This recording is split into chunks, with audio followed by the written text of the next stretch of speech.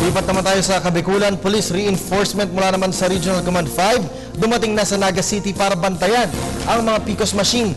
Ang detalye hatid naman ni Grace Refama Simando ng Radyo ng Bayan Naga. Magandang hapon sa iyo, Grace.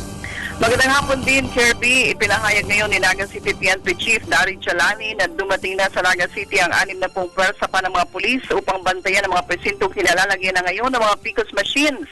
10 opisyal at 50 mga pulis ang reinforcement ngayon ng Naga PNP.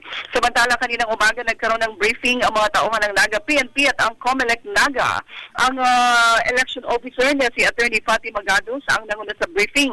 Isa sa mga pinakamahalagang tinalakay ay ang pagmamantinin ng neutrality ng mga tauhan ng PNP ngayong papalapit na halalan. Pinayuhan ni Attorney Gados na mag-stick lamang sa kanilang pagbibigay ng seguridad, pagpapanatili ng kaayusan at katahimikan, iwasan ang pakikialam o pagkukomentaryo sa alinmang panig ng mga politiko. At sealing and testing mga PCOS machines dito sa lungsod ng Naga natapos na noong Sabado. Maayos ang resulta at wala ni isa mang PCOS machine na may depekto. Sabi ni Attorney Fatima Gados, ang Naga ay may aabot sa 101 cluster things, kaya't 101 PCOS din ang gagamitin. Kasalukuyan namang isinasagawa ngayon ang testing and sealing ng mga PCOS sa bayan ng Nabwa, sakop ng 5th District ng Camarines Sur. Grace Fama Simando para sa Telebisyon ng Bayan.